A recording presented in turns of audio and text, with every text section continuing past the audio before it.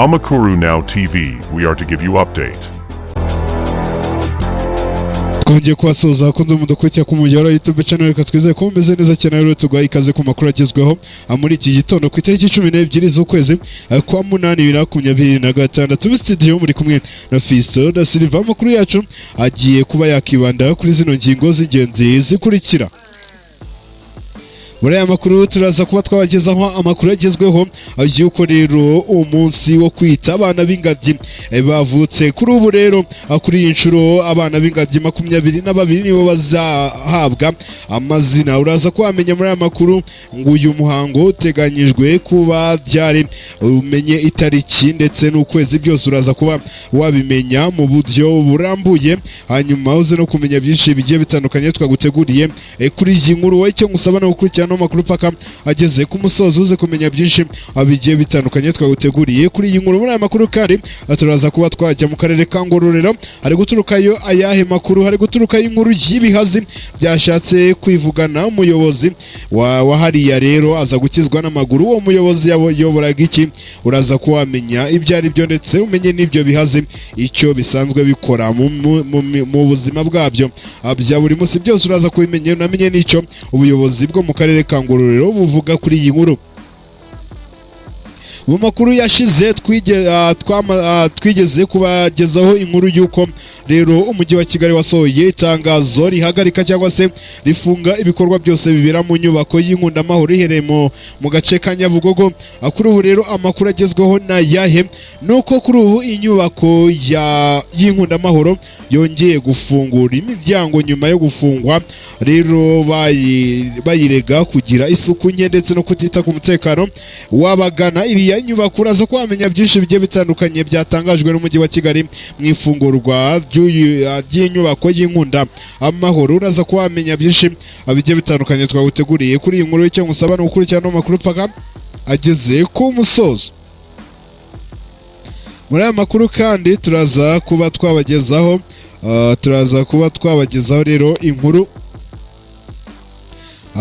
rero zigiye zitandukanye, aho rero turaza kuba twanabagezaho amakuru ari kuvugwa hanze y'u Rwanda. Mu makuru ari kuvugwa hanze y'u Rwanda turaza kuba twahera ku ntambara ya Ukraine ndetse n'Uburusiya imaze imyaka myinshi, dore ko yatangiye mu kwezi kwa kabiri 2022. Kuri ubu amakuru hari nayahe? Abasirikare ba Korea ya ruguru bagera ku bihumbi 50 bashobora koherezwa mu Burusiya. Baraba bagiye gukora iki? Uraza kuba bimenya mu buryo burambuye. Icyo ngusaba ni gukurikirana amakuru paka ageze ku musozo, uze kumenya byinshi abigiye bitandukanye twaguteguriye kuri iyi nkuru.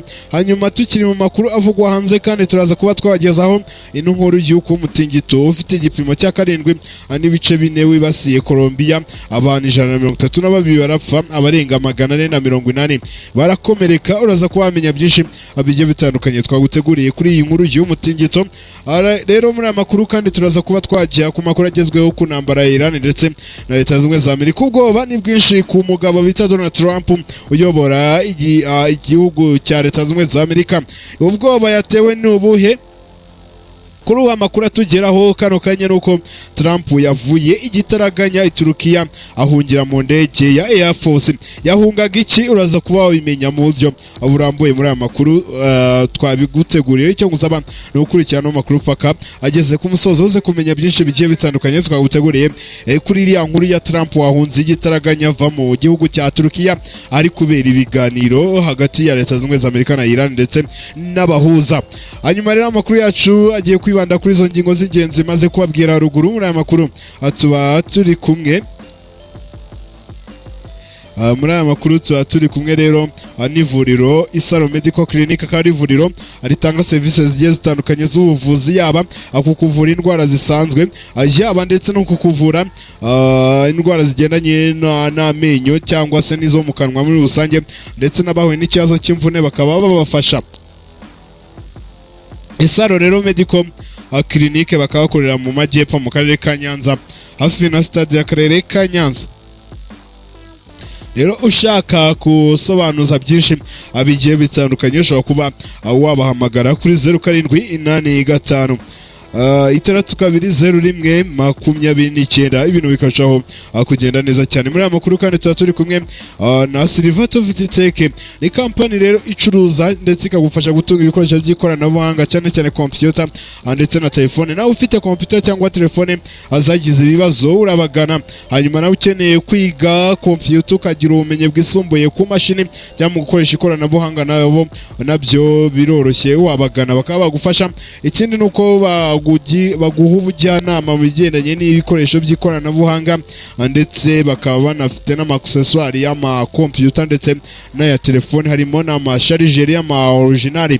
Rero nimero yabo ni 0781030780, bakorera Igicumbi ndetse n'i Kigali.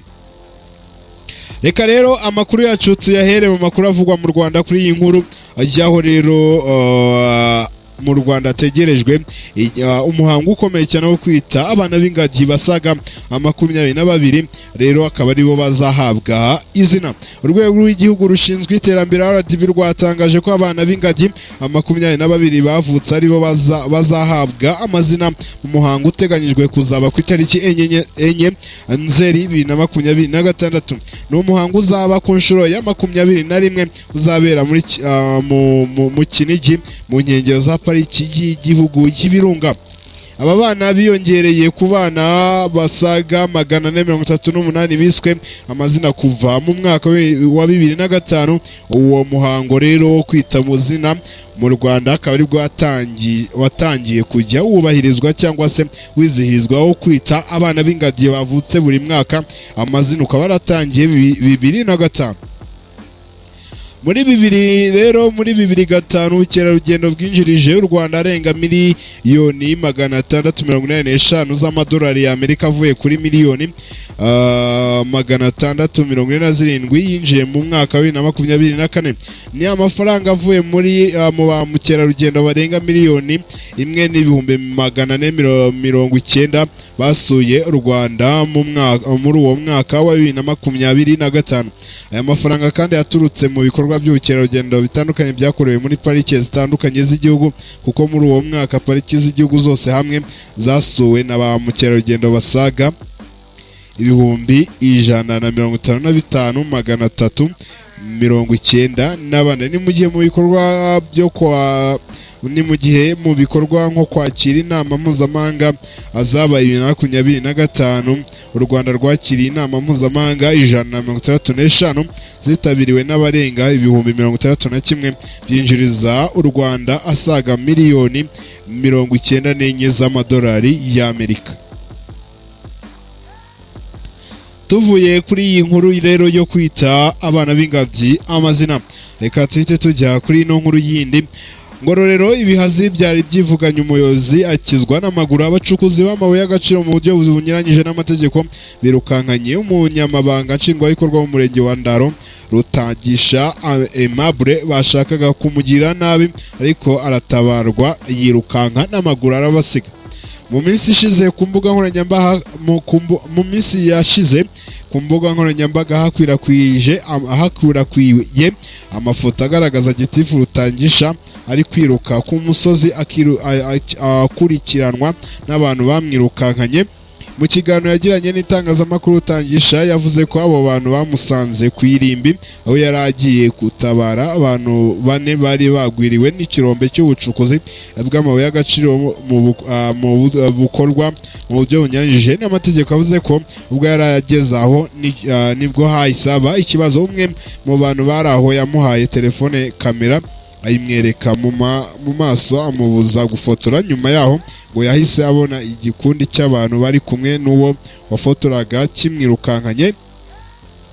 Hanyuma Rutangisha avuga ko yagerageje guhungira ku muntu witwa Michel nawe ukora ubucukuzi butemewe, ariko aho kumufasha ngo aramubwira ati hama hamwe ahubwo ngufata. Yavuze ko yahise yikura mu maboko ya Michel akomeza guhunga kugeza abonye ubufasha mu bandi baturage. Rutangisha rero avuga ko impamvu bamwe mu batuye umurenge wa Ndaro bitwara muri ubwo buryo ari ukubera ko hari abaterankunga b'ubucukuzi bw'amabuye butemewe n'amategeko cyangwa bunyuranyije n'amategeko batera inkunga. Abo ngabo barimo Abayisenga Jules na Nyabyenda Emmanuel bashinjwa kugura ayo mabuye.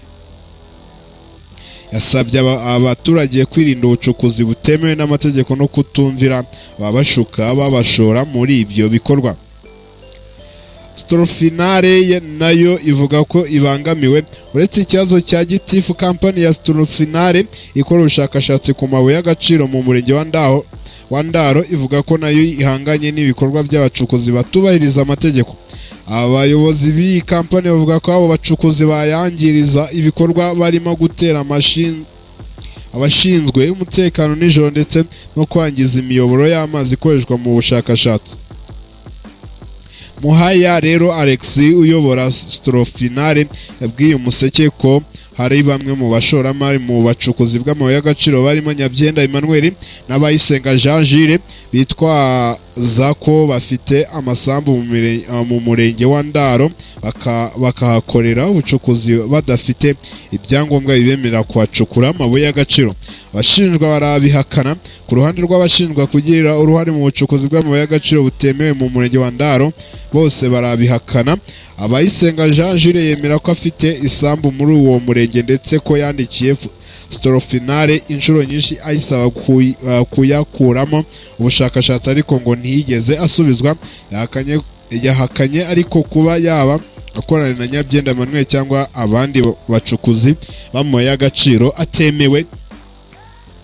Rero Nyabyenda nawe Emmanuel ushinjwa kuba mu baterankunga bakomeye b'ubucukuzi butemewe muri Ndaro nawe yahakanye ibyo aregwa. Mu butumwa bugufi yahaye Umuseke yagize ati ibyo bintu se namwe nk'abanyamakuru kuki ari mwebwe baza kuregera koko? Jewe rero ndumva nkwiye kwitabaza inzego zibishinzwe kugira ngo ukuri kujye ahagaragara. Nyabyenda ariko si ubwa mbere avugwa mu birebana n'ubucukuzi bw'amabuye y'agaciro butubahiriza amategeko. No mu banyamigabane ba kampani yitwa Rugendabari Mining Company Limited rero ikaba ikorera mu karere ka Muhanga kavuga ko yambuwe uruhushya rwo gucukura amabuye y'agaciro ariko kampani yo igikomeje ibikorwa byo gucukura amabuye y'agaciro nubwo nta ruhushya bafite. Tukiri mu makuru avugwa mu Rwanda, mu makuru aherutse gutambuka, niyo mpamvu mbabwira ngo mujye mukurikira n'ibindi biganiro tuba twaramaze gushyira kuri no muyoboro wa YouTube channel witwa Amakuru Now TV, kuko amakuru yacu atambuka mu masaha mu gitondo kugira mumenye uko isi yaramutse nuko yiriwe, ubwo tuhita no ku mugoroba dushyiraho andi makuru agezweho kuri iyo saha ya nimugoroba. Rero mu makuru aherutse twababwiye ko inyubako y'Inkundamahoro yafunzwe n'ubuyobozi bw'umujyi wa Kigali bayishinja kugira umwanda ukabije no kugira no kutita ku mutekano w'abagana iriya nyubako y'Inkundamahoro. Kuri ubu amakuru atugeraho nuko rero yamaze gufungurwa. Nanone umuvugizi w'umujyi wa Kigali Claudine Ntirenganya yatangaje ko inyubako y'Inkundamahoro yari imaze iminsi 3 ifunze kubera ibibazo by'umwanda, ubu yamaze gufungurwa nyuma yo kumvikana n'ubuyobozi bwayo ibyo bagomba kwitaho mu rwego rwo kurwanya umwanda ukabije ugaragara muri iriya nyubako y'Inkundamahoro. Umujyi wa Kigali wumvikanye n'ubuyobozi bw'Inkundamahoro ku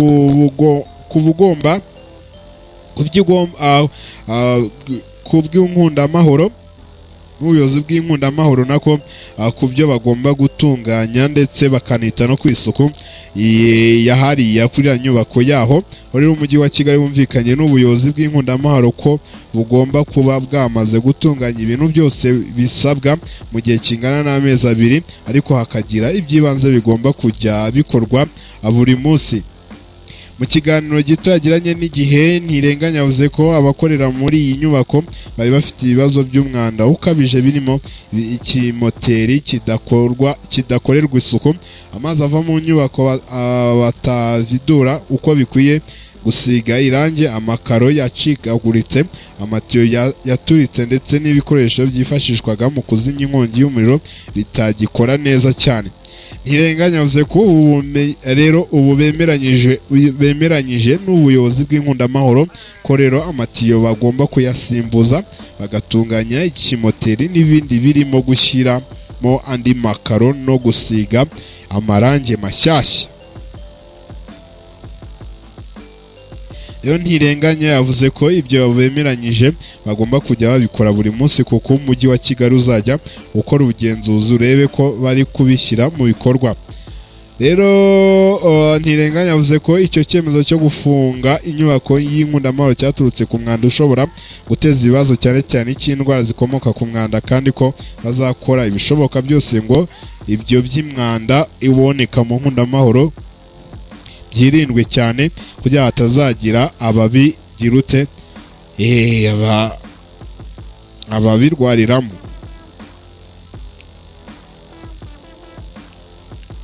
Rero tuvuye kuri iriya nkuru y'Inkundamahoro, reka amakuru yacu tuhite tuyakomereza hanze y'u Rwanda. Mbibutsa ko muri aya makuru rero tuba turi kumwe na Silva tufite Tech yo Trufatina in technology. Ukeneye ibikoresho by'ikoranabuhanga cyane cyane computer ndetse na smartphone ndetse nawe bifite byapfuye cyangwa byangiritse, ushobora kuba wabagana uyu munsi bakaba bagufasha. Nimero yabo ni 0781030780 ndetse bazifite n'izindi services zigiye zitandukanye. Icyo ubusabwa ni ukuba watunga nimero yabo muri telefone yawe ariyo 0781030780, ukaba wababwira kugira ngo wavugana nabo nako kugira ngo mubashe kuba mwagira byinshi mwemeranya cyangwa se muganira kugira ngo ibintu bisheho kugenda neza cyane. Amakuru yacu rero reka tuyakomereza hanze y'u Rwanda. Colombia, abantu 100 bishwe n'umutingito ukomeye. Abantu barenga 100 bamaze kugwa mu mutingito ukomeye wibasiye uburengerazuba bwa Colombia ku itariki 10 Kanama, ugasenya inyubako, ukangiza ibitaro n'ibikorwa remezo. Uyu mutingito ni wo ukomeye kurusha yindi yose yabaye muri Colombia muri iki kinyejana. Perezida de la Apriliera yavuze ko leta yashyize imbaraga mu gutabara abari mu kaga no gushakisha abagwiriwe n'ibisigazwa by'inyubako. Rero de la Fria yasuye Okibido, umurwa mukuru w'intara ya Choko, aho yemereye inkunga yo kwishyura ubukode ku bantu batagifite aho gukinga umusaya mbere yo kujya Ikari, umujyi wa gatatu munini muri Colombia.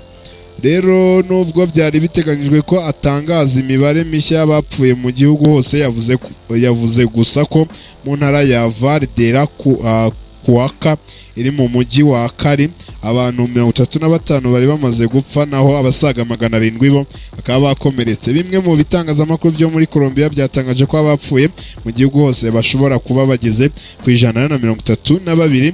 Ikigo cya Leta Zunze Ubumwe za Amerika gishinzwe iby'imiterere y'ubutaka USGS cyatangaje ko uyu mutingito wari ufite ubukana bwa 7.4, hanyuma kandi ukaba warabereye ku bujyakuzimu bwa kilometero 107. Ikigo cya Colombia gishinzwe iby'imiterere y'ubutaka cyavuze ko ari uwo mutingito ukomeye kurusha iyindi yose wabaye muri icyo gihugu mu kinyejana cya 21.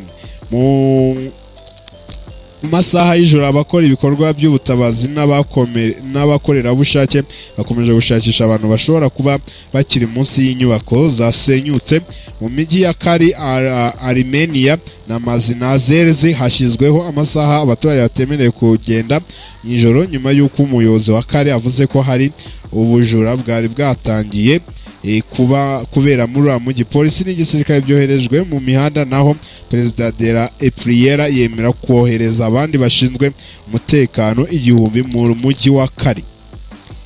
Tukiri mu makuru avugwa hanze y'u Rwanda, reka tugaruke kuri iyi nkuru y'aho rero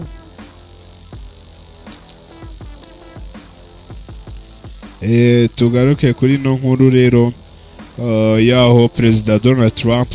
Ubwoba ni bwinshi kuri Donald Trump nk'uko nyitangira amakuru nabibabwiye.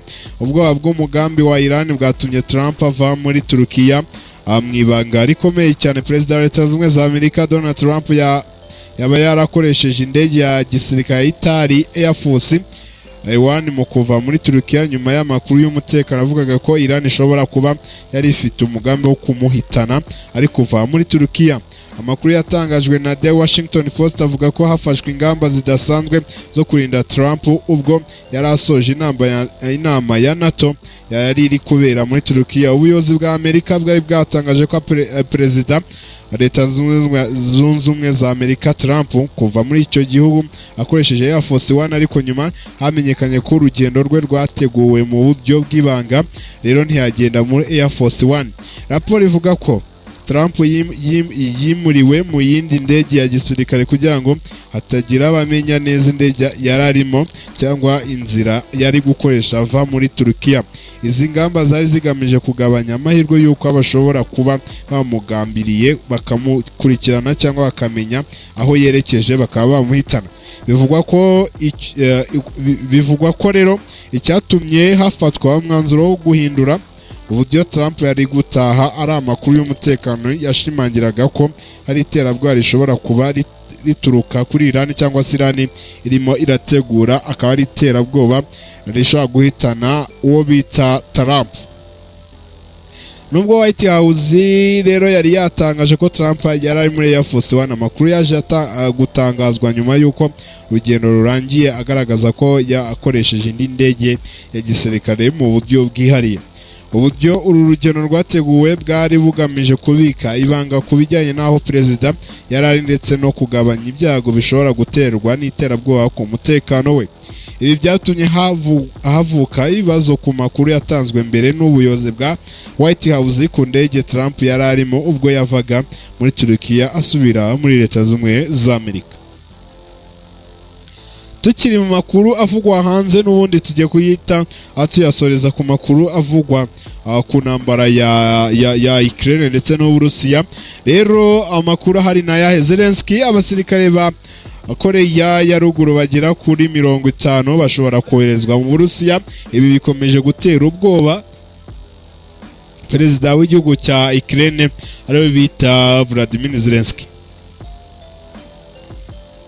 Perezida wa Ukraine Volodymyr Zelensky yavuze ko abasirikare ba Koreya ya ruguru bagera ku bihumbi 50 bashobora koherezwa mu Burusiya kugira ngo bafashe icyo gihugu mu ntambara kirimo na Ukraine. Nk'uko byatangajwe n'ibiro ntaramakuru, Reuters yanasabye Koreya y'Epfo gufasha Ukraine iyohereza ikoranabuhanga byo kurinda ibitero byo mu kirere. Mu butumwa yashyize ku rukuta rwa X ku wa gatandatu, Zelensky yavuze ko hafashwe icyemezo cyo kohereza abanyakoreya ya ruguru bari hagati y'ibihumbi 30 n'ibihumbi 50 ku butaka bw'Uburusiya. Icyo gitigiri kiruta icyo yari yatangaje mu Nyakanga, aho yari yavuze ko abasirikare bashobora kuba ibihumbi 30 gusa. Uwo muyobozi wa Ukraine ntasobanura aho ayo makuru yakuye, gusa yemeje ko Kiev yabonye zimwe muri misile za Koreya ya ruguru ku butaka bwa Ukraine, ariko ntihagaragaza neza uturere zabonetsemo cyane ntiyavuga neza uturere yabonyemo izo misile. Ikindi wamenya rero nuko Zelensky yavuze ko Ukraine yifuza cyane kubona ubufasha bwa Koreya y'Epfo mu rwego ibura ubushobozi mu kubona nako yifuza kubona ubufasha bwa Koreya y'Epfo mu rwego rw'ibura ubushobozi buhagije. Yibanze cyane ku bijyanye no kurinda ibitero by'indege, yongeraho ati turiteguye kandi kugirana amasezerano ajyanye n'indege zitagira abapilote ndetse n'izindi nzego. Yavuze ko abadiplomate ba Ukraine barimo kuganira n'abayobozi ba Seoul kugira ngo bateze imbere ayo masezerano ashobora gushyirwaho umukono n'abaperezida bombi. Hanyuma Seoul ni umurwa mukuru wa Koreya y'Epfo. Perezida w'Uburusiya Vladimir Putin n'umuyobozi wa Koreya ya ruguru Kim Jong-un bashyize umukono ku masezerano yo gukorana mu by'ikoranabuhanga no muri politike. Ubwo Putin yasuraga Pyongyang muri Kamena 2024. Uyu ni umurwa mukuru w'igihugu cya Koreya y'Amajyaruguru Pyongyang, none Seoul yo akaba ari umurwa mukuru w'igihugu cya Koreya y'Amajyepfo. Ayo masezerano arimo ingingo yo gufashanya mu gihe kimwe muri ibyo bihugu cyatera cyangwa kigaterwa n'ikindi gihugu. Koreya ya ruguru yavuze ko kohereza abasirikare bayo mu Burusiya ari icyemezo cyafashwe muri urwo rwego bubahiriza amasezerano bajyanye n'igihugu cy'Uburusiya. Kugeza ubu ibivugwa rero bivugwa ko Korea ya Ruguru imaze kohereza abasirikare bagera ku 14,000 mu karere ka Kursk mu Burusiya kuva 2024 kugeza ubu, kandi bafashije cyane ingabo z'Uburusiya gusubiza inyuma ibitero bikomeye by'ingabo za Ukraine muri kariya gace. Muri uku kwezi umukozi wo mu rwego rw'ubutasi bwa gisirikare bwa Ukraine yabwiye ibiro ntaramakuru Reuters ko itsinda ry'abasirikare ba Korea ya Ruguru bakoresheje misile ryatangiye kwerekeza mu burengerazuba bw'Uburusiya, kandi ko rishobora kuba rifite misile zigera ku 120 zishobora kugera kure hamwe n'ibikoresho byo kuzirashisha. Yemeza ko bishobora kuzakoreshwa barasa Ukraine. Ukraine ifite ikibazo gikomeye cy'ibikoresho byo kwirinda ibitero by'indege, kandi Uburusiya bwabonyeho uburyo bwo kuyirasa misile nyinshi zishobora kugera kure kubera ko bigoye cyane kuzihagarika cyangwa kuzirasira mu kirere. Amakuru yacu nanga tuyasoreje rero, reka ngushimire wowe watangiranye natwe kugeza tuyeje ku musozo. Indi sanga amakuru ni masaha ari imbere, agatanga mukomeze munogerwe n'ibindi biganiro twamaze gushyira kuri no muyobora YouTube channel, umuyobora YouTube channel witwa Amakuru Now TV. Hanyuma mukomeze mugire ibihe byiza, Imana ikomeze ibashyigikiye mu byo mukora byose. Muri aya makuru twari turi kumwe n'ivuriro Isaro Medical Clinic ndetse na Silver 250 Tech. Mukomeze mugire ibihe byiza, agatanga mukomeze munogerwe n'ibindi biganiro twamaze gushyira kuri no muyobora YouTube channel witwa Amakuru Now TV. Nyaboneka reka nongeye mbisubiremo, niba ari bwo bwa mbere udukurikiye ndagusaba gukora subscribe kuri no YouTube channel witwa Amakuru Now TV kugira ngo ujye ubasha kumenya amakuru atuba twamaze gushyira kuri no muyobora YouTube channel witwa Amakuru Now TV. Ukande like na share na comment, unakomeza unakurikiye n'ibindi biganiro twamaze gushyira kuri no muyobora YouTube channel ya Amakuru Now TV. Amakuru yacu atambuka amasaha mu gitondo kugira ngo umenye uko isi yaramutse, no mu masaha ya nimugoroba kugira ngo umenye uko isi igiye kuba yakwirirwa, ibintu bikarushaho kugenda neza cyane.